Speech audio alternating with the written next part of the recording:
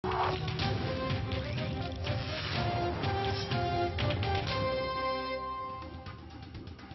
நமது கேப்டன் தொலைக்காட்சியின் பிற்பகல் செய்திகள். வழங்குவதற்காக திவ்யா. முக்கிய செய்திகள். திரிபுரா, நாகாலாந்தில் பாஜக தொடர்ந்து முன்னிலை. திரிபுராவில் 25 ஆண்டுகால கம்யூனிஸ்ட் ஆட்சி முடிவிற்கு வருகிறது.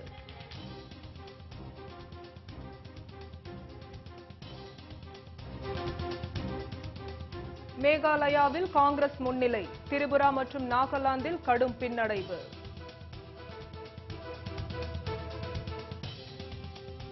தமிழக சட்டசபை தொடர் வரும் 8ஆம் தேதி துவங்க வாய்ப்பு.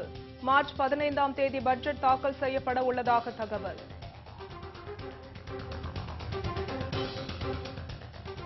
முதலமைச்சர் தலைமையிலான குழுவை பிரதமர் சந்திக்க மறுப்பதாக கூறுவது முற்றிலும் தவறானது. மு.க. ஸ்டாலினின் குற்றச்சாட்டிற்கு அமைச்சர் ஜெயக்குமார் மறுப்பு. இந்த ஆண்டு வெயிலின் தாக்கம் அதிகமாக இருக்கும். வானிலை ஆய்வு மையம் தகவல். விரிவான செய்திகள். சட்டசபை தொடர் வரும் 8ஆம் தேதி துவங்க உள்ளதாகவும் மார்ச் 15ஆம் தேதி தமிழக பட்ஜெட் தாக்கல் செய்யப்பட உள்ளதாக தகவல் வெளியாகியுள்ளது. தமிழக சட்டப்பேரவையில் ஒவ்வொரு ஆண்டும் பிப்ரவரி முதல் இறுதி வாரத்திலோ அல்லது மார்ச் முதல் வாரத்திலோ பட்ஜெட் தாக்கல் செய்யப்படுவது வழக்கமாகும். இந்நிலையில் வரும் 2018-2019 ஆண்டிற்கான பட்ஜெட் குறித்து ஏற்கனவே அமைச்சர்கள் மற்றும் முக்கிய அதிகாரிகளுடன் முதலமைச்சர் ஆலோசனை நடத்தினார். இந்த நிலையில் சட்டசபை தொடர் வரும் 8ஆம் தேதி துவங்க உள்ளதாக தகவல்கள் வெளியாகியுள்ளன. 2018-19 நிதியாண்டிற்கான பட்ஜெட்டை மார்ச் 15ஆம் தேதி துணை முதல்வரும் தமிழக நிதியமைச்சருமான ஓ. பன்னீர்செல்வம் தாக்கல் செய்வார் என தெரிகிறது. முதலமைச்சர் தலைமையிலான குழுவை பிரதமர் சந்திக்க மறுப்பதாக கூறுவது முற்றிலும் தவறானது என அமைச்சர் ஜெயக்குமார் கூறினார்.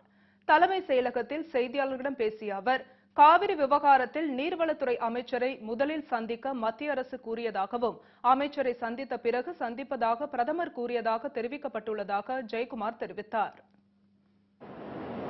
அவர்கள் அந்த தகவலை பிரதமர் அலுவலகமோ இல்லை பாரத பிரதமரோ அவர்கள் சொல்லவில்லை. மாறாக அவர்கள் என்ன சொன்னார்கள், அந்த பாரத பிரதமர் அலுவலகத்திலிருந்து முதலிலே நீங்கள் நீர்வழித்துறை அமைச்சரை நீங்கள் சந்தியுங்கள், அதன் பிறகு என்னை சந்திக்கலாம் என்கின்ற அந்த கருத்தை தான் சொன்னார்கள். எனவே இதுதான் கூட்டத்திலே முதலமைச்சர் அவர்கள் தெளிவுபடுத்தினார்கள். எனவே இதுதான் உண்மை நிலை என்பதை இத்தருணத்தில் தெரிவித்துக் கொள்கின்றேன். காவிரி விவகாரத்தில் அனைத்து கட்சி பிரதிநிதிகளை சந்திக்க பிரதமர் மோடி மறுத்ததாக மு.க. ஸ்டாலின் புகார் கூறிய நிலையில் இந்த விளக்கத்தை அமைச்சர் ஜெயக்குமார் அளித்துள்ளார்.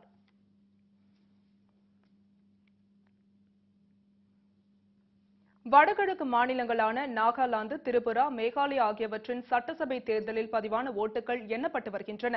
திரிபுராவில் பிப்ரவரி 18ஆம் தேதியும் நாகாலாந்து மற்றும் மேகாலயாவில் பிப்ரவரி 27ஆம் தேதியும் சட்டசபை தேர்தல் நடைபெற்றது. திரிபுராவில் 59 இடங்களுக்கும், நாகாலாந்தில் 60 இடங்களுக்கும், மேகாலயாவில் 59 இடங்களுக்கும் தேர்தல் நடைபெற்றது. இதில் பதிவான ஓட்டுகள் இன்று காலை 8 மணிக்கு முதல் எண்ணப்பட்டு வருகின்றன. மேகாலயாவில் கடந்த 10 ஆண்டுகளாக காங்கிரஸ் நடைபெற்று வருகிறது. திரிபுராவில் இடதுசாரி கட்சி ஆட்சியும், நாகாலாந்தில் NPF எனப்படும் நாகா மக்கள் முன்னணி கட்சி ஆட்சியும் நடந்து வருகிறது. திரிபுரா மற்றும் நாகாலாந்தில் கூட்டணி கட்சிகளுடன் இணைந்து பாஜக தேர்தலை சந்தித்துள்ளது. மேகாலயாவில் தனித்து போட்டியிட்டது. திரிபுரா, நாகாலாந்தில் பாஜக ஆட்சியை பிடிக்கும் எனவும், மேகாலயாவில் தொங்கு சட்டசபை அமையும் எனவும் தேர்தலுக்கு பிந்தைய கருத்து கணிப்புகள் தெரிவித்துள்ளன. தற்போதைய நிலவரப்படி திரிபுராவில் பாஜகவும், நாகாலாந்தில் NDPP BJP கூட்டணியும், மேகாலயாவில் காங்கிரஸ் கட்சியும் முன்னிலை வகிக்கின்றன. திரிபுராவில் பாஜக 40 இடங்களிலும், இடதுசாரிகள் 19 இடங்களிலும் முன்னணியினை வகிக்கின்றன. நாகாலாந்தில் NDPP BJP கூட்டணி 34 இடங்களிலும், NPF 21 இடங்களிலும் முன்னிலை வகிக்கின்றன. மேகாலயாவில் காங்கிரஸ் 23 இடங்களிலும், NPP 14 இடங்களிலும், பாஜக 6 இடங்களிலும், மற்றவை 16 இடங்களிலும் முன்னிலை வகிக்கின்றன.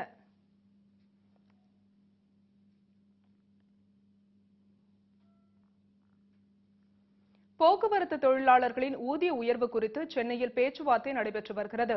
ஊதிய உயர்வு, ஓய்வூதிய பலன், நிலுவைத் தொகை போன்ற கோரிக்கைகளை முன்வைத்து போக்குவரத்து தொழிலாளர்கள் வேலை நிறுத்தத்தில் ஈடுபட்டனர். 11 முறை பேச்சுவார்த்தை நடத்திய பின்னரும் தோல்வியடைந்ததை அடுத்து காலவரையற்ற வேலை நிறுத்தத்தில் ஈடுபட்டனர். இதனால் தமிழகம் முழுவதும் போக்குவரத்து முடங்கியது. பொதுமக்கள் கடுமையான பாதிப்புக்குள்ளானார்கள். இது சம்பந்தமான வழக்கு உயர்நீதிமன்றத்தில் எடுத்துக் கொள்ளப்பட்டது.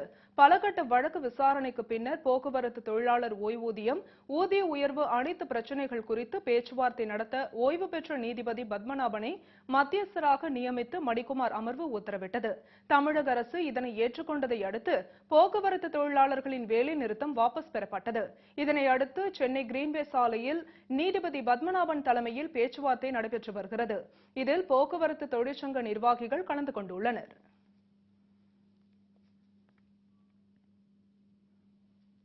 கடந்த ஆண்டுகளை 30 காட்டிலும் இந்த ஆண்டு வெயிலின் தாக்கம் அதிகமாக இருக்கும் என்று சென்னை வானிலை ஆய்வு மையம் தெரிவித்துள்ளது. கோடை காலத்தை எதிர்நோக்கி வரும் நிலையில் இப்போதே வெயிலின் தாக்கம் மெல்ல மெல்ல அதிகரித்து வருகிறது. இரவில் கூட உஷ்ணத்தின் தாக்கத்தை மக்கள் உணரத் தொடங்கியுள்ளனர்.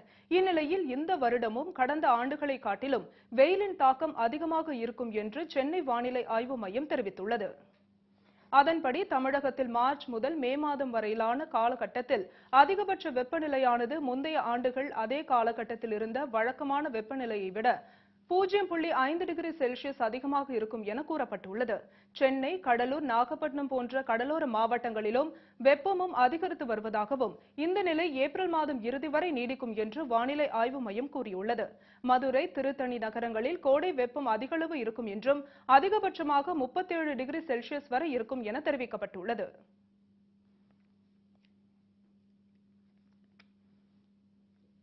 நாடு முழுவதும் அரசு வங்கிகளில் 2450 கோடி ரூபாய் அளவுக்கு நடந்த மோசடிகளில் வங்கி ஊழியர்களே சம்பந்தப்பட்டிருப்பதாக ரிசர்வ் வங்கி அதிர்ச்சி தகவலை வெளியிட்டுள்ளது. தமிழகத்தில் அதிகமான மோசடி நடந்துள்ளது அம்பலமாகியுள்ளது. பொதுத்துறை வங்கிகளில் பல கோடி கடன் மோசடிகளும் அதற்கு காரணமான பெரு நிறுவன உரிமையாளர்கள் வெளிநாடு தப்பிக்கும் சம்பவங்கள் அடுத்தடுத்து நடந்த வண்ணம் உள்ளன. 9000 கோடி மோசடி செய்த கிங்ஃபிஷர் நிறுவன அதிபர் விஜய் மல்லையா, 13000 கோடி மோசடி செய்த குஜராத் வைர வியாபாரி நீரவ் மோடி ஆகியோர் வெளிநாட்டிற்கு தப்பிவிட்டனர். இந்த மோசடிகளில் பெரு நிறுவன உரிமையாளர்களுக்கு வங்கி அதிகாரிகளை உதவி செய்து பொதுமக்களின் பணம் வீணாக காரணமாக இருந்த சில அதிகாரிகள் கைது செய்யப்பட்டுள்ளனர். இந்நிலையில் வங்கி பணத்தை ஊழியர்கள் மோசடி செய்யும் சம்பவங்கள் பல ஆண்டுகளாக சத்தமில்லாமல் நடந்து கொண்டிருப்பது தற்போது வெளிச்சத்துக்கு வந்துள்ளது. இது தொடர்பாக ரிசர்வ் வங்கி வெளியிட்டுள்ள புள்ளி விவரத்தில் கடந்த 2013 ஏப்ரல் முதல் 2016 ஜூன் வரையிலான காலகட்டத்தில் வங்கி அதிகாரிகள் ஊழியர்கள் துணையோடு நடந்த மோசடிகள் மட்டும் 1232 கோடி என தெரிவித்துள்ளது. இதில் 2450 கோடி ரூபாய் இழப்பு ஏற்பட்டுள்ளதாகவும் கூறியுள்ள ரிசர்வ் வங்கி, மோசடி தொடர்பாக தென் மாநிலங்கள் மற்றும் மகாராஷ்டிராவில் மட்டும் 609 வழக்குகள் பதிவாகியுள்ளதாகவும் இதில் அதிகபட்சமாக தமிழகத்தில் 170 வழக்குகள் பதிவாகியுள்ளதாகவும் தெரிவித்துள்ளது. தமிழகம், ஆந்திரா, கர்நாடகாவில் அதிக அளவில் வங்கி ஊழியர்கள் மோசடிகளில் ஈடுபட்டுள்ளது தற்போது அம்பலப்பட்டுள்ளது. இத்தகைய மோசடிகளை தடுக்க ரிசர்வ் வங்கி கடும் நடவடிக்கை எடுப்பதுடன் ஒரே கிளையில் நீண்ட காலம் ஊழியர்கள் பணியாற்றுவதையும் தடுக்க வேண்டும் என சமூக ஆர்வலர்கள் கோரிக்கை விடுத்துள்ளனர்.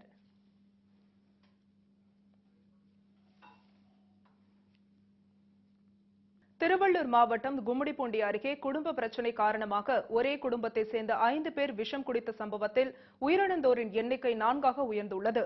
திருவள்ளூர் மாவட்டம் கும்மிடிப்பூண்டி அருகே ஐயர்கண்டிகை கிராமத்தில் சாலையோர உணவுக்கடை நடத்தி வந்த செல்வம் விவசாயத்திற்கு பயன்படுத்தப்படும் பூச்சி மருந்தினை பாலில் கலந்து தமது குடும்பத்தினருக்கு கொடுத்துள்ளார். பின்னர் மயங்கிய நிலையில் இருந்த 5 பேரும் சென்னை ஸ்டான்லி மருத்துவமனையில் அனுமதிக்கப்பட்டனர். அதில் சிகிச்சை பலனின்றி செல்வத்தின் தாய் வள்ளியம்மாள் உயிரிழந்தார். இதனைத் தொடர்ந்து செல்வமும் அவரது மனைவியும் அடுத்தடுத்து உயிரிழந்துள்ளனர். அவரது மகள்களான மகாலட்சுமி மற்றும் மோனிஷா ஆகியோர் தீவிர சிகிச்சை பிரிவில் சிகிச்சை பெற்று வந்த நிலையில் மோனிஷா சிகிச்சை பலனின்றி உயிரிழந்தார். மகாலட்சுமி தீவிர சிகிச்சை பிரிவில் சிகிச்சை பெற்று வருகிறார். இவர்களின் தற்கொலை முயற்சிக்கு குடும்ப தகராறு காரணமா அல்லது கடன் தொல்லையா என வேறு ஏதேனும் காரணமா என கவரப்பேட்டை போலீசார் வழக்கு பதிவு செய்து விசாரணை செய்து வருகின்றனர். செல்வத்தின் மகள் மகாலட்சுமிக்கு திருமணம் நடைபெற இருந்த நிலையில் மகளை கடத்தி கொண்டு போய் விடுவோர் என ஐயர்கண்டிகையை சேர்ந்த ஒருவர் மிரட்டியுள்ளதாகவும் இதனால் தனது குடும்பத்திற்கு அவப்பெயர் நேரிடுமோ என்று அஞ்சிய செல்வம் குடும்பத்துடன் விஷம் குடிக்கும் விபரீத முடிவை எடுத்திருக்க கூடும் என விசாரணையில் தெரியவந்துள்ளது.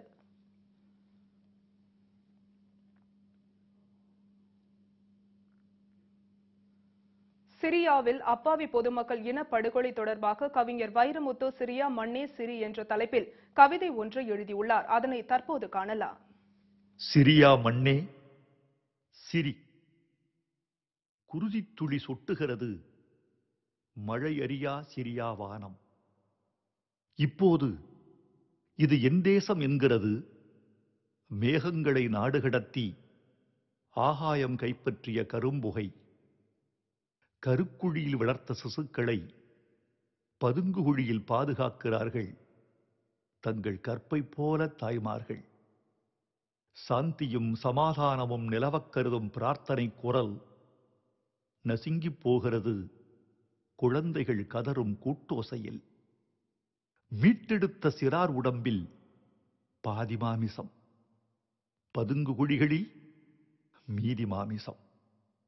ரசாயன இறைச்சி உண்டதில் இறந்து கிடந்தன பரந்த கழுகுகள்.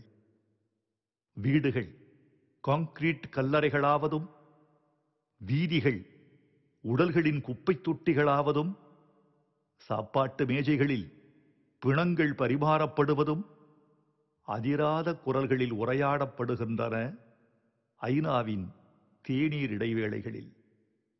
எலும்புக்கூடுகளில் எது சன்னி, எது ஷியா?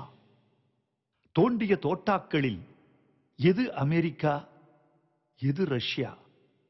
எரியும் நெருப்பில் எது சவூதி, எது கொரியா? ஆயுதச் சூதாடிகளின் வங்கிக் கணக்கு நிறைவது பணத்தினால் அன்று, பிணத்தினால். கபால கோப்பைகளில் ஒயின் பருக முடியாது. போரும் மரணமும் எவ்வடிவிலும் அழகில்லை. வலியும் குருதியும் எவ்வுடலிலும் சுகமில்லை. அழுத குழந்தையே பால் குடிக்குமெனில் அமைதிப்பால் எங்கே? எல்லா நாடுகளின் மார்பிலும் சமாதான முலை முளைக்கட்டும். சிரியா மண்ணே சிரி, வழியும் குருதியே வழி, ஒழியா போரே ஒழி. ரோஜாக்களில் ரத்தம் வடிவது வட்ட உருண்டைக்கு கெட்ட சகுனம். தமிழகம் முழுவதும் 5 இடங்களில் தாய்ப்பால் வங்கி உருவாக்கப்படும் என தமிழக மக்கள் நல்வாழ்வு மற்றும் குடும்ப நலத்துறை அமைச்சர் விஜயபாஸ்கர் தெரிவித்துள்ளார். சென்னை எழும்பூர் அரசு மகப்பேறு மருத்துவமனையில் நடைபெறவுள்ள முதுநிலை பட்ட மேற்படிப்பு குழந்தைகள் நல மருத்துவர்களின் தீவிர பயிற்சி கருத்தரங்கை அமைச்சர் விஜயபாஸ்கர் துவக்கி வைத்தார். பின்னர் பேசிய அவர், நாட்டிலேயே தமிழகத்தில்தான் தாய் குழந்தைகள் இறப்பு விகிதம் குறைவாக உள்ளது என்றார். தமிழகம் முழுக்க 5 இடங்களில் தாய்ப்பால் வங்கி உருவாக்கப்படும் என கூறிய அவர், முதற்கட்டமாக 77,000 குழந்தைகளுக்கு தைராய்டு சிறப்பு சிகிச்சை அளிக்கப்படும் என தெரிவித்தார். அது பலனளித்தால் தைராய்டால் பாதிக்கப்பட்ட அனைத்து குழந்தைகளுக்கும் விரிவுபடுத்தப்படும் என விஜயபாஸ்கர் கூறினார்.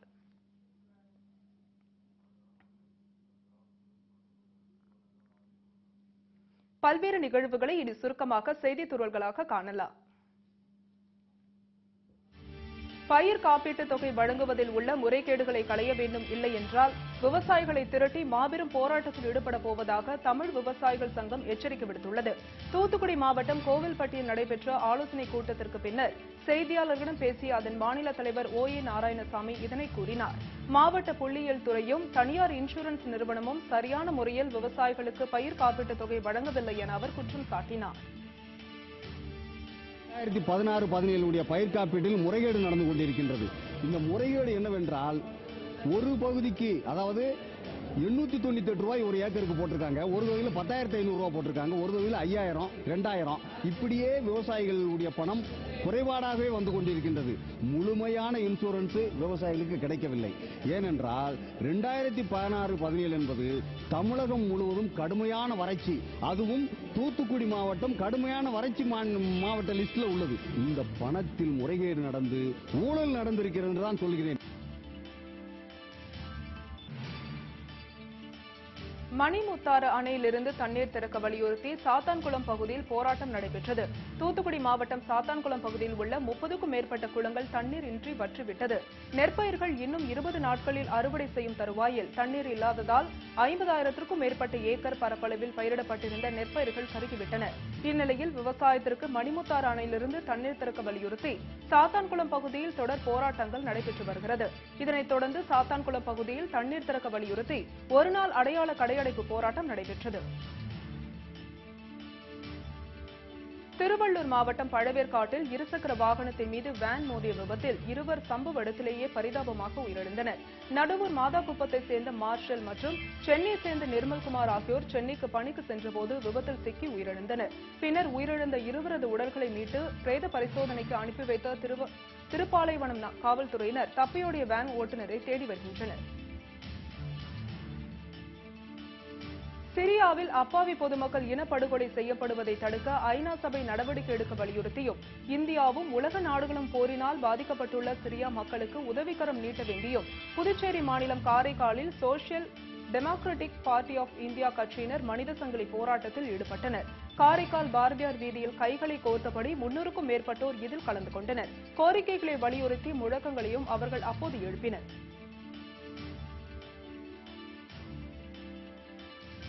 தூத்துக்குடி மாவட்டம் கோவில்பட்டி நகராட்சிக்குட்பட்ட 14வது வார்டில் 1 லட்சம் ரூபாய் மதிப்பில் புதுப்பிக்கப்பட்டு கடந்த 5 ஆண்டுகளாக திறக்கப்படாமல் இருக்கும் நகராட்சி படிப்பகத்தினை திறக்க கோரி நேதாஜி சுபாஷ் சந்திரபோஸ் நற்பணி இயக்க நண்பர்கள் அமைப்பினர் நகராட்சி அலுவலகத்தினை முற்றுகையிட்டு போராட்டத்தில் ஈடுபட்டனர். நகராட்சிக்குட்பட்ட 14வது வார்டு ஆழ்வார் தெருவில் அமைந்திருக்கும் நகராட்சி படிப்பகத்தை கடந்த 2013ஆம் ஆண்டு நகராட்சி நிர்வாகம் 1 லட்சம் ரூபாய் செலவில் புதுப்பிக்கும் பணிகளை மேற்கொண்டது. பணிகள் முடிந்து 5 ஆண்டுகளுக்கு மேலாகியும் தற்போது வரை அந்த படிப்பகம் திறக்கப்படாமல் உள்ளது. பலமுறை நகராட்சி நிர்வாகத்திடம் கோரிக்கை வைத்தும் நடவடிக்கை எடுக்கவில்லை என போராட்டத்தில் ஈடுபட்டவர்கள் குற்றம் சாட்டினர். கிருஷ்ணகிரி மாவட்டத்தில் உள்ள தேன்கனிக்கோட்டை அருகே உள்ள தேவனந்தொட்டி கிராமத்தில் சிவலிங்கேஸ்வர சுவாமி கோவில் உள்ளது. இங்கு நடைபெற்ற திருவிழாவில் தமிழகம் மற்றும் கர்நாடகாவை சேர்ந்த ஆயிரக்கணக்கான பொதுமக்கள் கலந்து கொண்டு சிவனை வழிபட்டனர். இதனைத் தொடர்ந்து நேற்று தேர் திருவிழா நடைபெற்றது. இதில் நூற்றுக்கணக்கான பக்தர்கள் கலந்து கொண்டு தேரை இழுத்து சென்றனர்.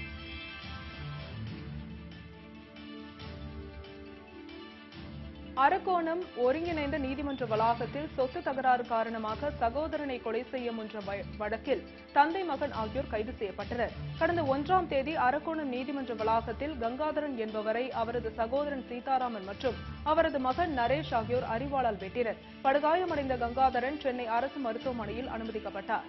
இவ்வழக்கில் சீதாராமன் மற்றும் அவரது மகன் நரேஷ் ஆகியோரை போலீசார் கைது செய்தனர். சொத்து தகராறு காரணமாக கங்காதரனை இருவரும் கொலை செய்ய முயன்றதாக போலீசார் விசாரணையில் தெரியவந்தது.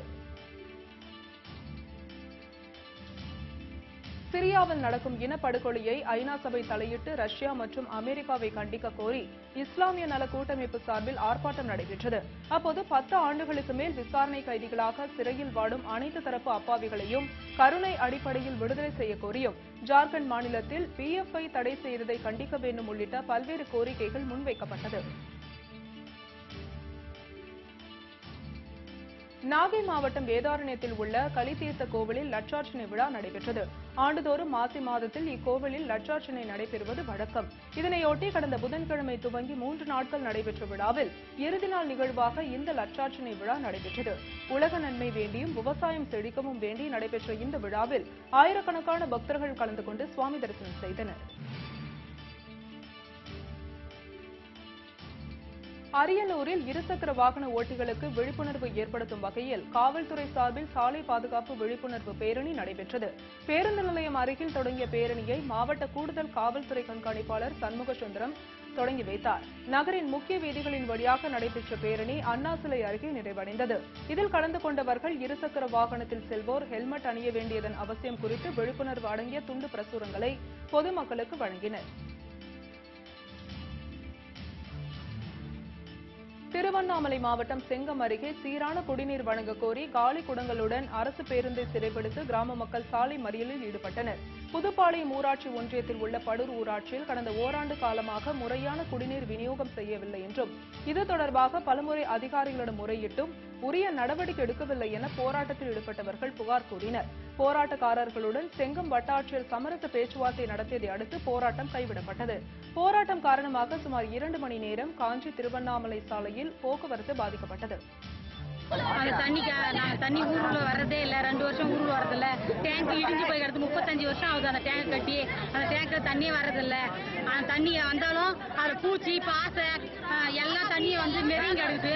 அந்த தண்ணி குடிச்சு பசங்கள்லாம் பேதி ஆகி வாந்தி ஆகி டெங்கு காய்ச்சல் வந்து ஜிஹெச்சுக்கிட்டு போறாங்க. எங்களுக்கு ஒரு விடிய காலம் பிறக்கணும், அதனால தான் நாங்க வந்திருக்கிறோம் எல்லாரும். 2 வருஷம் ஆச்சு தண்ணி வந்து 2 கிலோமீட்டர் தூரம் ஒரு நாளைக்கு தூக்குறோம் சார். 2 கிலோமீட்டர் தூக்குறோம். எங்களால முடியல. நெஞ்சு வலி வருது. மாசம் ஆனா ஒரு மாசத்துக்கு ஒரு முறை செக்அப் போற நெஞ்சு வலி தலைநோவுது. இதுக்கு ஸ்கூல் கெடுது. வீட்டுக்கார வேலைக்கு போட்டு கெடுது. 7:30 மணிலாம் கேட்கறாங்க வேலைக்கு. வீட்டுக்கார தண்ணி எடுக்க தண்ணி எடுத்து திட்டாரு. எங்களுக்கு இந்த நிறைய கஷ்டம். எங்களுக்கு ஒரு முடிவு வரணும் சார். கர்நாடகாவில் வாக்கு பெற வேண்டும் என்பதற்காக காவிரி மேலாண்மை வாரியம் அமைக்காமல் மோடி அரசு செயல்படுவது காலம் தாழ்த்தி வருவது கண்டனத்திற்குரியது என இந்திய கம்யூனிஸ்ட் கட்சியின் மாநில செயலாளர் முத்தரசன் கூறியுள்ளார். தென்காசியில் செய்தியாளர்களிடம் பேசிய அவர் மத்திய அரசு குறுகிய அரசியல் நோக்கத்தோடு செயல்படுவதாக விமர்சித்தார்.